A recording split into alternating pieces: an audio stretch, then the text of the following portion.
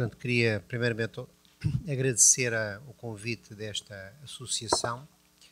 e desejar, obviamente, o maior sucesso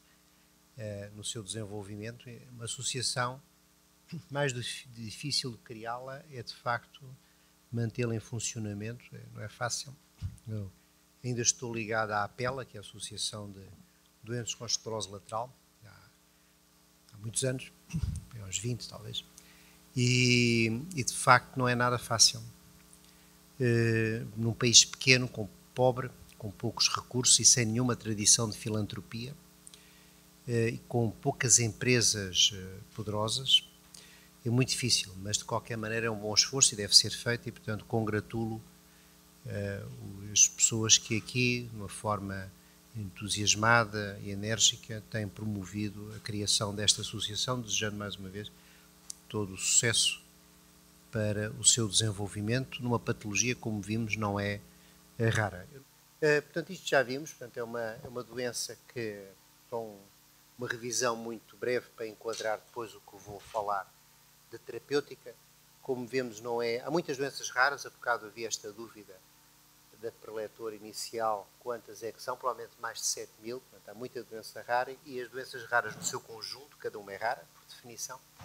mas no seu conjunto elas formam um grupo muito relevante, muito importante de patologia, e esta é provavelmente a doença neuromuscular hereditária mais frequente, não é? Claro que o síndrome do túnel cárpico, que foi citado, poder-se classificar como uma doença neuromuscular muito frequente, mas não é hereditário.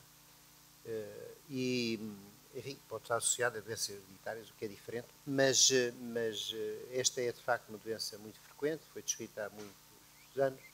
por aqueles personagens que já aqui foram citados, e também já foi pouco pelo Dr. Benjamin,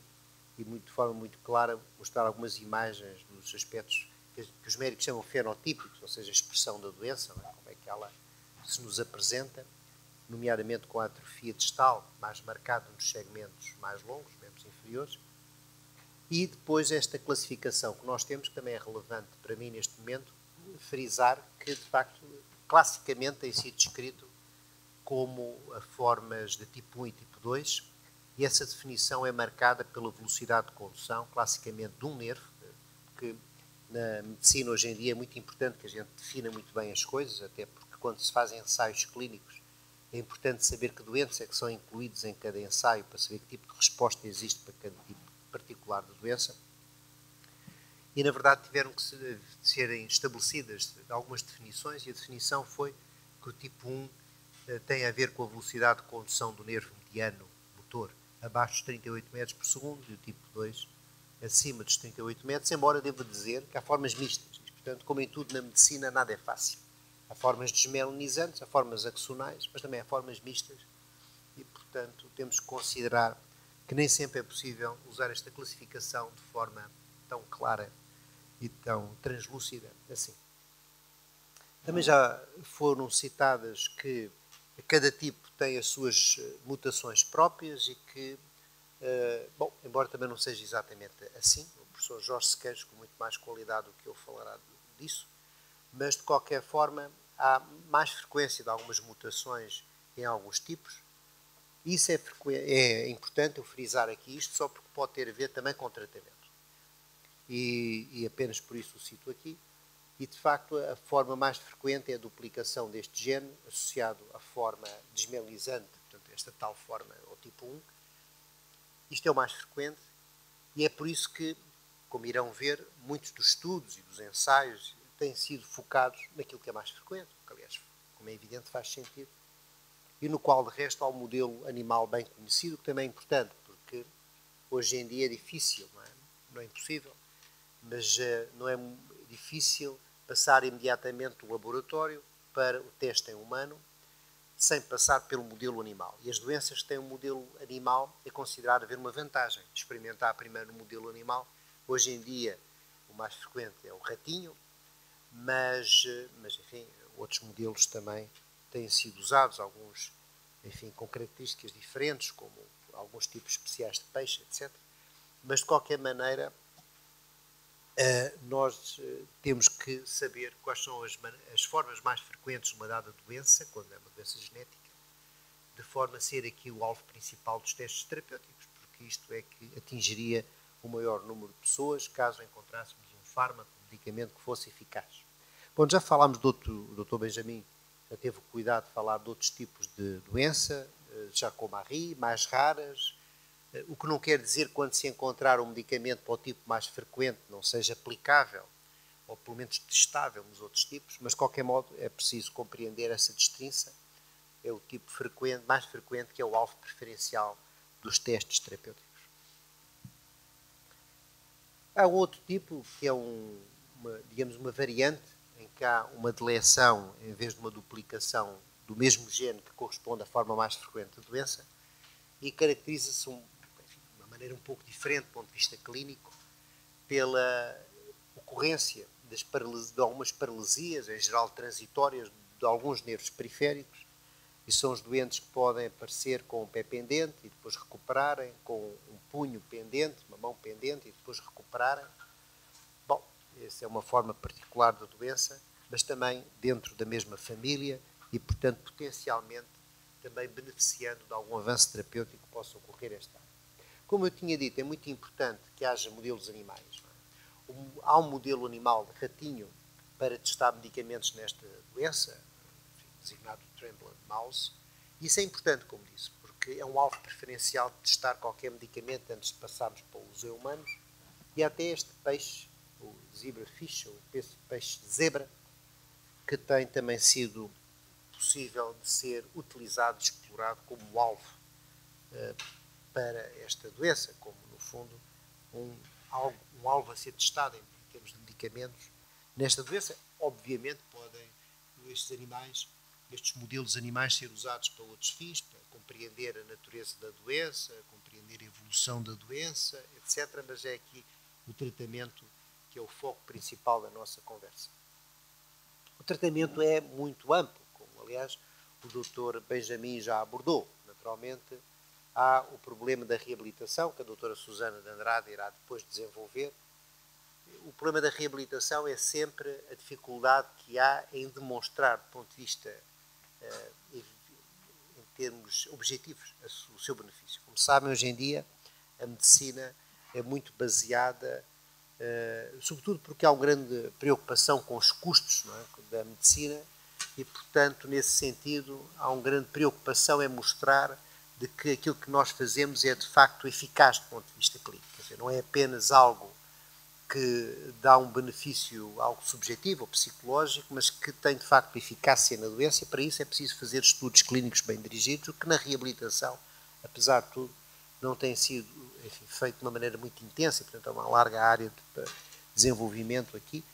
De qualquer maneira, há trabalhos que mostram que o exercício moderado no Charcot-Marie promove um ganho funcional e uma melhoria da força dos membros inferiores. Isto é importante, que a reabilitação de facto está sustentada em produção científica, mas há algumas coisas que de facto restam por ser esclarecidas, nomeadamente se o exercício aeróbico traz um benefício relevante, se o alongamento de tendões é frequente no Charcot-Marie, como haver, por exemplo, encurtamento de tendão de Aquiles, clássico, a recomendação da tenotomia, ou seja, do alongamento do tendão de Aquiles, mas não há uma evidência segura de que este procedimento traz benefícios. E mesmo, embora haja recomendações, e naturalmente todos nós tenhamos consciência do benefício que isso pode trazer para os doentes, do uso de ortótese, de palmilhas e apoios para os pés, seria importante que houvesse estudos científicos bem estruturados, com um bom desenho experimental, que comprovem de facto a melhoria e a repercussão que isso traz em benefício dos doentes. A cirurgia entra nesta área, portanto, ao longo dos anos, hoje menos, mas já houve uma época em que havia muita cirurgia nos doentes com Charcot-Marie, com procedimentos por vezes bastante complexos, as artrodeses, por exemplo, para fixar o pé pendente, portanto, para fixar a articulação do tornozelo, evitando assim o pé pendente, por uma medida bastante radical, o alongamento dos tendões que já citei, a fasciotomia plantar, as transferências tendinosas, lembro de ver muitos doentes com estas propostas terapêuticas, a osteotomia, tratamento da escoliose, embora aqui isto requeresse uma abordagem mais cuidada. Mas a verdade é que todos estes procedimentos são, por vezes, recomendados. Temos a noção que muitas vezes, de facto, podem ser benéficos, mas há muito pouca evidência objetiva sustentá-los. E, portanto, isto é um ponto que deve ser considerado, além do que qualquer procedimento cirúrgico arrasta algum período de imobilização, o que, no geral, nas doenças neuromusculares, é algo que é menos bom para os doentes, porque há sempre alguma perda de ganho funcional com a imobilização,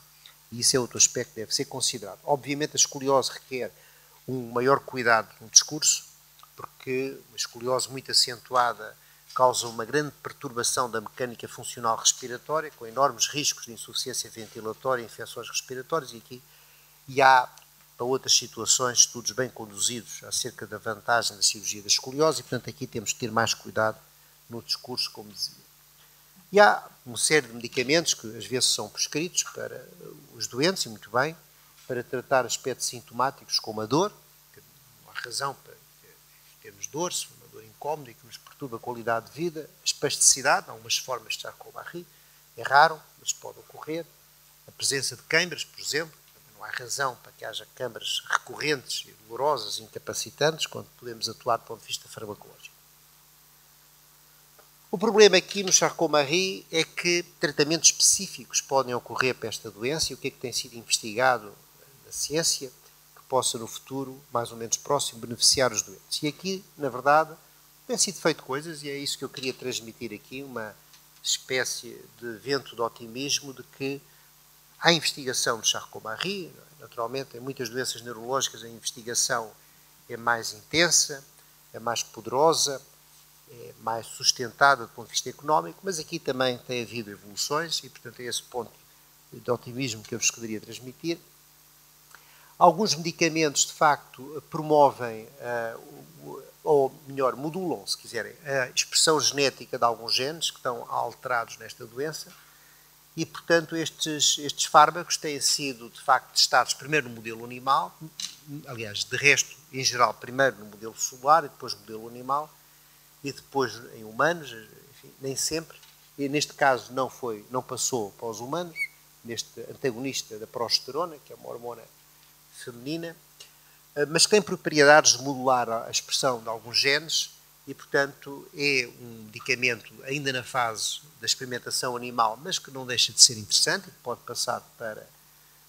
o modelo, para o humano. Este outro fármaco, muitas vezes os medicamentos, numa fase inicial do desenvolvimento, não têm um nome, têm um código. Este é o exemplo. Que, de facto, este medicamento tem a ver com a entrada de cálcio no espaço intracelular. O cálcio, em grande quantidade dentro da célula, tem uma ação tóxica. E há muitas doenças e em muitas situações clínicas há o desenvolvimento de medicamentos que tentam bloquear esta entrada excessiva de cálcio dentro da célula, promovendo, de facto, a sua lesão. Portanto, este é um fármaco que entra neste grupo e também está a ser testado no modelo animal para esta doença, portanto, no modelo animal desta doença, é disso que estamos a falar. Este é uma medicação mais sofisticada, portanto, como o nome indica, é uma molécula trófica no sentido de promove o crescimento, o desenvolvimento, ou pelo menos a preservação de algum tecido. Há estudos de fase 2 em que o gene é transportado por um adenovírus, portanto, isso é possível fazer-se hoje, quer dizer, pormos um gene que a gente quer no adenovírus, pôr uma cápsula e injetar no tecido que nós queremos intervir. Aqui tem sido posto no músculo do modelo animal na tentativa de promover, porque o nervo tem uma ação trófica sobre o músculo e quando o nervo degenera, o músculo morre por muitas razões, mas também por perda da ação trófica dos moléculas tróficas libertadas no nervo que ajudam a preservação do músculo e, portanto, isto é uma espécie de substituição deste mecanismo e, portanto, está a ser também testado no modelo animal. Este é uma injeção no nervo de um lentivírus com um vetor que é uma dos genes que pode estar afetado nesta doença, que também está a ser testado no modelo animal. Portanto, aqui já não é no músculo, é no nervo. E, portanto, são tratamentos muito sofisticados, obviamente, enfim, de tecnologia evoluída, mas que não deixam de ser interessantes. Nos humanos têm sido feitos alguns ensaios clínicos, que são sempre situações mais complicadas do ponto de vista do empenho, enfim, porque implica mais dinheiro, é preciso haver grupos grandes de doentes em geral, é preciso haver, enfim, uma monitorização do ensaio, é preciso haver um coordenador do ensaio, é preciso haver médicos envolvidos no ensaio. Tudo isto é muito bem controlado até do ponto de vista legal e administrativo, tem que ser aprovado pela Comissão de Ética, tem que ser aprovado pela entidade reguladora do medicamento em cada país, neste caso o Infarmed, caso fosse em Portugal, e portanto são de facto situações muito mais complexas, apesar de tudo, do que a experimentação animal, mas já foram feitos alguns ensaios em humanos, dizia eu, nomeadamente com ácido ascórbico. O ácido ascórbico modela a expressão desta proteína, como tinha dito muitas vezes anormal nesta doença, digamos, o gene mais envolvido nesta doença, como já foi mencionado, através da expressão do seu RNA, que é o procedimento pelo qual se formam as proteínas em termos de transmissão genética, de informação genética, dizia eu. E, portanto, foi feito um estudo de fase 3. Um estudo de fase 3 quer dizer que é um estudo em que já se pretende não tanto avaliar a segurança do medicamento, embora isto também esteja considerado, mas sobretudo a eficácia do medicamento. Foi feito no grupo relativamente pequeno de doentes, é certo, embora por um período prolongado de 2 anos. Houve um grande número de dropouts, ou seja, muitas pessoas saíram do ensaio porque não toleraram. As doses de resto de ácido ascórbico eram grandes e o ensaio, na verdade, não foi eficaz. E também houve até um ensaio muito grande em crianças, envolveu 81 crianças durante um ano e foi também negativo. E, portanto, houve até já uma revisão Cochrane. Portanto, há uma entidade hoje em dia, mundial, esta iniciativa Cochrane, que avalia todos os ensaios, e os especialistas em fazer aquilo que chama-se uma meta-análise, portanto, uma análise de vários ensaios, analisam com muito cuidado, através de métodos estatísticos muito rigorosos, de forma a concluir, se juntando tudo, consegue-se detectar algum efeito que seja positivo, enfim, com solidez científica necessária para o comprovar. E, de facto, houve já 6 ensaios clínicos, isto quer dizer randomizados e controlados, portanto, ensaios clínicos bem feitos, bem desenhados, 5 em adultos e 1 em crianças, e os revisores, se quiserem, os investigadores que fizeram esta análise, concluíram que, de facto, o ácido ascórbico não provou ser eficaz no tratamento de Charcot-Marie, mas, apesar de tudo, isso demonstra que há vários grupos no mundo interessados em investigar esta doença e disponíveis para fazer ensaios durante 2 anos, que é um longo período de tempo, para avaliar a eficácia de um qualquer medicamento nesta doença. Aspecto importante tem a ver com o retículo endoplásmico. Só cito isto porque, para perceberem que a formação de proteínas é um processo complexo, que a gente não vai, obviamente, rever aqui, mas que envolve esta estrutura intracelular e, portanto, tem sido também alvo da abordagem terapêutica, da investigação, esta estrutura que está envolvida na formação de proteínas, nomeadamente proteínas que são importantes para a mielina e muitas das quais, como vimos, estão disfuncionantes, portanto, estão anormais nesta doença e, portanto, estão na origem de todas aquelas complicações clínicas que existem. Portanto, a curcumina, que é um condimento culinário, curiosamente, tem propriedades muito interessantes, não é? Que tem a ver com esta translocação destas proteínas anormais daquele tal retículo para a membrana e, portanto, este condimento, devido a estas características insuspeitas, enfim, quando usamos na culinária, tem sido também investigado no modelo animal e, curiosamente, no modelo animal, uma coisa tão simples quanto esta, tem, enfim, promovido uma melhoria motora, o que não quer dizer que se venha a verificar nos humanos, mas, de qualquer maneira, como podem ver, um pouco a semelhança dos índios, embora aqui sem ser o veneno da cobra,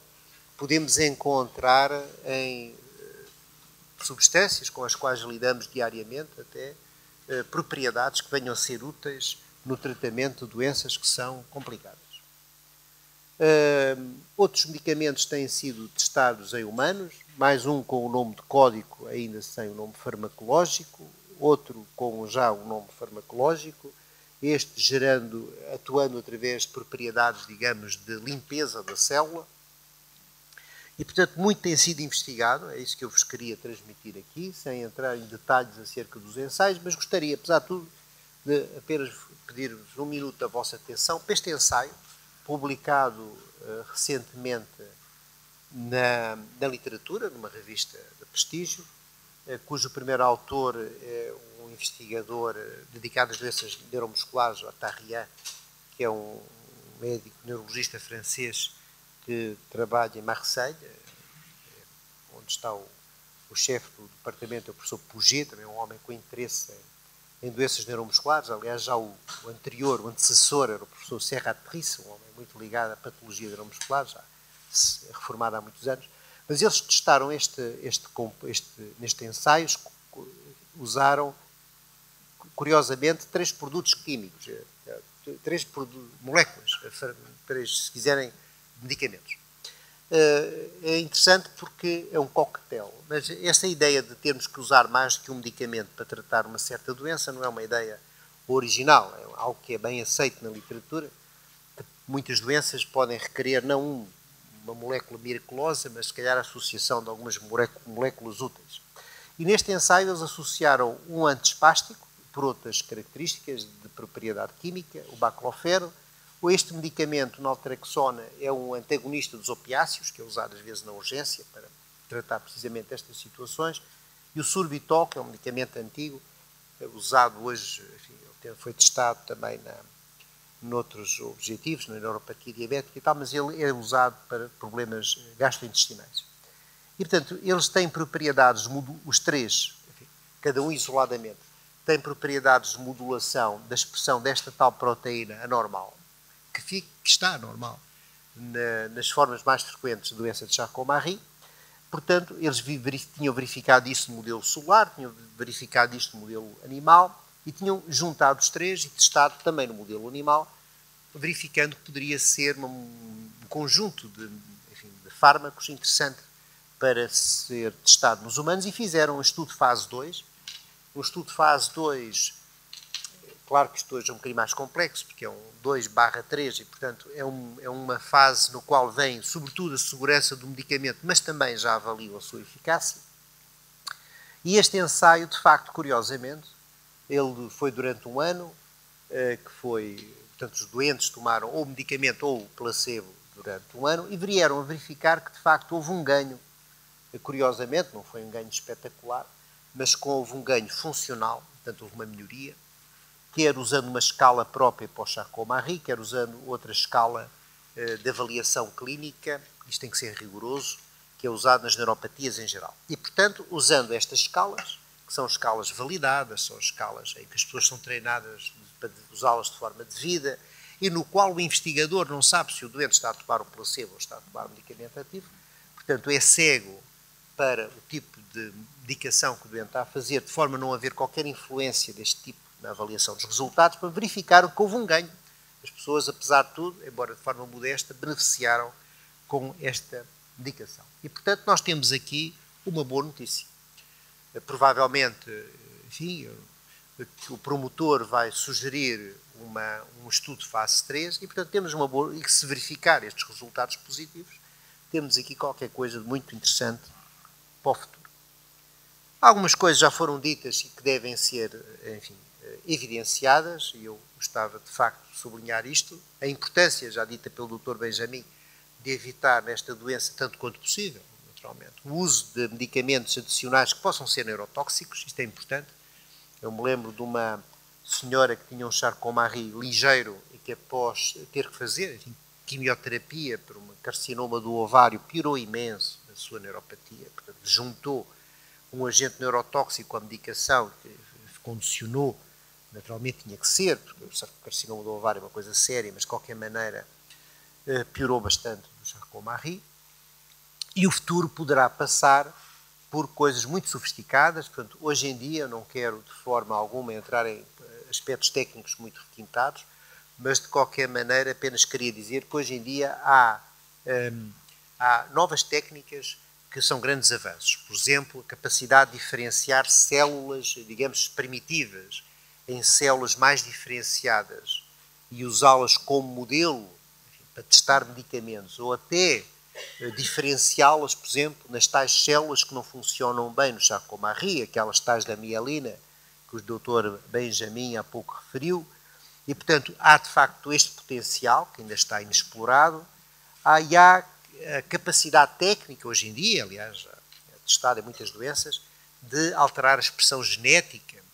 de vários genes que possam estar alterados nesta doença, e, portanto, há aqui um enorme potencial no futuro de outro tipo de intervenção muito mais sofisticado do que, apesar de tudo, que aquele dos 3 medicamentos que há pouco citei, o que não quer dizer que não se tenha sido, obviamente, um avanço muito significativo, mas hoje em dia há meios muito sofisticados e, certamente, tendo em conta até um número muito grande de doentes com esta patologia, alguns laboratórios virão a estar muito interessados neste tipo de abordagem.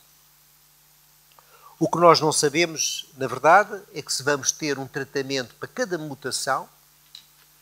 portanto, cada mutação, cada alteração genética terá um tratamento específico, ou se vamos ter, para qualquer que seja o gene, o mesmo tratamento nesta doença. Há uma coisa em medicina que está na moda, que é o conceito de medicina de precisão, Precision Medicine, ou seja, este é um editorial que saiu recentemente no JAMA Neurology, acerca precisamente disso, Precision Medicine em Charcot-Marie Tooth, e, portanto, de facto, talvez esta doença seja um bom exemplo em que vamos precisar de uma medicina de precisão, ou seja, por outras palavras,